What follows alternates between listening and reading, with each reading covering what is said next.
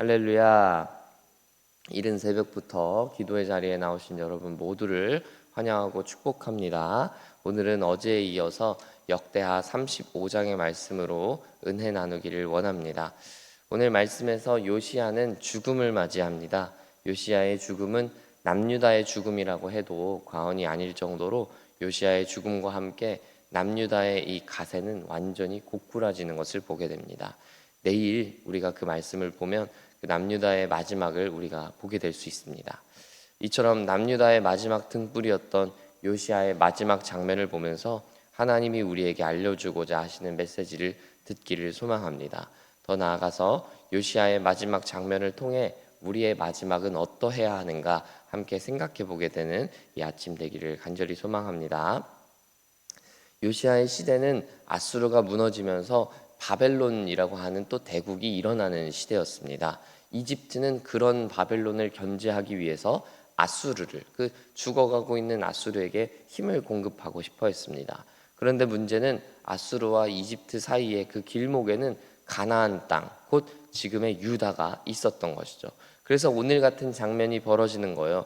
바로 왕 느고가 유다에 올라와서 나로 하여금 지나가게 하라. 너와 전쟁하고자 온 게 아니다 라고 말하지만 요시야 입장에서는 애굽 왕의 손을 잡지 않고 마침내 그 전쟁을 애굽 왕과 치르게 되는 것입니다.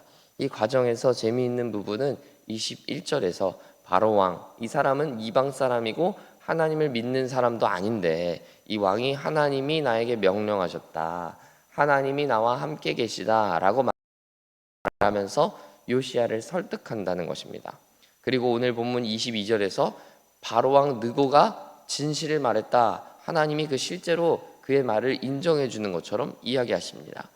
성경에는 이방 사람들을 통해서 하나님이 말씀하시는 장면들이 여럿 나옵니다. 오늘 본문을 포함해서요. 그래서 오늘 본문도 이방 왕을 통해서 하나님이 어떻게 말씀하시는가 이렇게 보여주고 있는 것이죠. 여러분, 여기서 우리가 함께 생각해 보기를 원하는 포인트는요, 하나님은 때로 세상의 소리를 통해서, 사람들의 소리를 통해서, 심지어 불신자의 입을 통해서도 당신의 소리를 듣게 하신다라는 것입니다. 우리가 성경을 통해서 하나님의 말씀을 알고 들을 수 있는 것은 자명한 사실입니다. 동시에 우리가 세상을 살면서 만나는 여러 사람들, 그리고 여러 상황들을 통해서 하나님이 우리에게 말씀하기도 하신다라는 것입니다. 다만 저는 여러분이 여기서 주의하셨으면 좋겠는 것은, 그렇다고 해서 열심히 드라마 보고 영화 보고 많은 사람들과 티타임을 하면서 그것이 하나님의 음성을 기다리는 일이야 라고 이야기하지는 않으셨으면 좋겠어요. 하나님의 음성을 듣는 것은 순간적으로 내 계획과 상관없는 그 상황에 듣게 되는 것이지, 내가 드라마 보고 영화 보고 사람들과 만나면서 이때 하나님 음성 들어야지, 이때 하나님의 음성이 뭘까? 무슨 점치듯이 들을 수 있는 것은 아니기 때문입니다. 이러한 위험성에도 불구하고 분명한 것은 하나님은 상황과 사람을 통해서 말씀하신다는 사실이에요. 그것은 거부할 수 없는, 부정할 수 없는 사실입니다. 그러므로 우리에게 필요한 것은 무엇입니까? 항상 깨어있는 영적 분별, 그리고 영적 민감함입니다. 교회에 와서는 영적으로 민감해졌다가 집으로 돌아가서는 다시 둔감해지고 세상 속으로 그냥 매몰되는 그런 삶이 아니라, 교회에서나 가정에서나 부대에서나 항상 영적으로 깨어있고 하나님이 이 상황을 통해서, 사람의 말을 통해서 내게 알려주고자 하시는 게 뭘까, 하나님이 나에게 말씀하시는 것이 무엇일까 계속해서 듣기를 소망하고 항상 귀를 쫑긋 기울이고 있는 것입니다. 요시야는 분명 하나님의 말씀에 순종했던 선한 왕이었음에도 불구하고 결정적인 순간에 하나님의 음성을 분별하고 듣지 못함으로써 전쟁에서 결국 패배하게 되는 것입니다. 그러므로 사랑하는 여러분, 우리 주님이 말씀하신 대로 항상 깨어 있으시기 바랍니다. 항상 주님께 여러분의 모든 더듬이를 펼쳐두시기 바랍니다. 그리고 더 중요한 것은 항상 주님의 말씀과 연결되어 계시기를 바랍니다. 하나님이 상황과 사람을 통해 말씀하신다 할지라도 하나님이 당신의 말씀을 초월하여서 일하시는 경우는 매우 극소수입니다.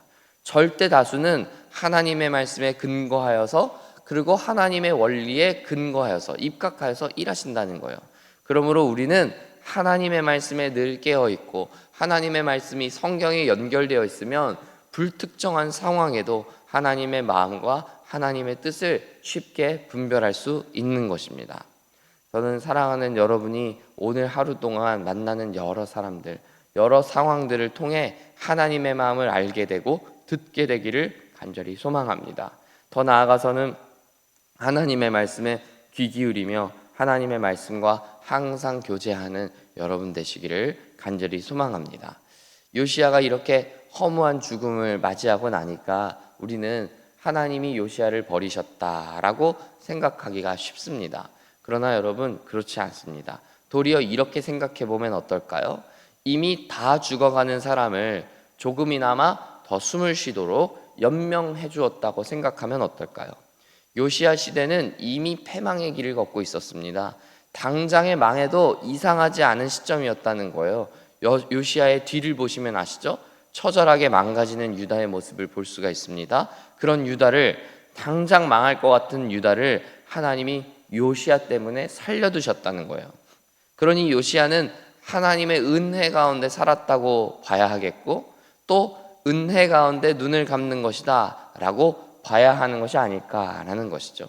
특별히 하나님의 말씀을 발견하고 그 말씀을 따라서 여선지자 훌다의 예언을 듣게 되었던 요시야를 상상해 보세요. 여러분, 역대하 34장 26절, 우리가 이미 보았던 훌다의 예언을 보시면요, 네가 내 조상들의 묘실로 평안하게 들어갈 거다. 내 주민들이, 내 백성들이 내리는 재앙을, 너의 나라가 결국 망가지는 것을 너는 보지 않을 거다. 이렇게 여선지자 훌다를 통해 말씀하셨잖아요. 그 말씀이 오늘 요시야의 그 죽음 가운데 이루어지는 것을 보게 되는 것이죠. 요시야가 물론 애굽에게 패배하여서 전사하는 것은 맞습니다. 그러나 그가 유다의 패망은 보지 않아요. 그의 후대에, 그의 후손에 패망하는 것이죠. 그리고 그가 조상들의 묘실에 평안이 안장되는 것을 보게 됩니다. 하나님은 훌다를 통해 하셨던 그 예언의 말씀을 신실하게 지키고 계셨던 것입니다. 사랑하는 여러분, 하나님은 당신의 말씀에 순종하고 목숨을 거는 사람들을 결코 그냥 죽도록 내버려 두지 않으십니다. 우리가 말씀을 통해 보고 아는 대로 요시야는 하나님의 마음에 합한 사람이었습니다. 하나님께 순종하기를 기뻐했던 사람이었습니다. 그런 그를 하나님이 은혜 중에 보호하시고 마지막 종말까지 그를 지키셨던 것입니다. 활에 맞아서 죽으면 비극이고 병에 걸려 죽으면 희극입니까? 그게 아니에요. 사람은 다 죽습니다. 각자의 사명을 다하면 다 하나님께 가는 것입니다. 단 그 죽음이 명예로운가, 그 죽음이 비참한가 라는 것을 결정할 수 있을 뿐입니다. 오늘 본문에서 하나님은 요시야의 마지막이라 판단하셨고 요시야의 사명의 때를 셈하셨던 것입니다. 정하셨던 것이에요. 그러나 그를 향한 신실한 은혜를 포기하지 않으시고 요시야의 마지막을 아름답게 장식하십니다. 그러므로 우리의 마지막을 무엇이 결정하는 것입니까? 바로 하나님의 말씀대로 순종하는 사람, 하나님의 말씀에 생명을 거는 사람, 그게 바로 우리의 마지막을 결정하는 줄 믿습니다. 저는 사랑하는 여러분들이 요시야와 같이 하나님께 순종하기로 결단하시기를 바랍니다. 그래서 끝날까지 하나님이 여러분들을 보호하시고 지켜주시기를 기도합니다. 하나님께 모든 것을 드리는 자, 순종하는 자, 하나님이 다 갚아주신다는 것을 진실로 믿게 되시기를 간절히 소망합니다.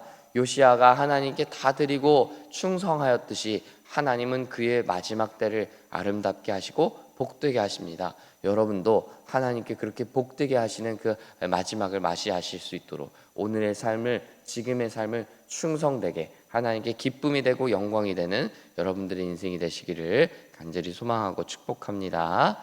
끝으로 오늘 요시야의 죽음에 많은 백성들이 애도합니다. 저는 한번 상상해 볼 때가 있어요. 나의 장례식은 어떤 모습일까? 나의 마지막 모습에 많은 이들이 정말 슬퍼할까? 아니면 말은 안 해도 속으로는 쌤통이라고 생각할까? 우리가 이 땅에서 정말 잘 산다는 것은 무엇을 의미할까요? 우리가 정말 잘 죽는다는 것을 의미하지 않을까요? 이 땅에서 잘 먹고 잘 살고 떵떵거리면서 살면 뭐합니까? 죽음 이후에 정말 애도하고 슬퍼하는 사람들이 하나도 없다면 여러분 그 죽음은 얼마나 쓸쓸할까요? 크리스찬들은 이 땅에서 육신의 죽음을 인정하고 믿습니다. 동시에 그 죽음이 마지막이 아니라 새로운 시작이라는 것을 믿습니다. 그 새로운 시작을 어떻게 복되게 출발할 것인가 하는 것은 우리가 오늘 살아가는 이 땅에서 삶을 결정하는 것입니다. 저는 여러분이 주변 분들에게 당신 때문에 내가 죽다가 살았습니다.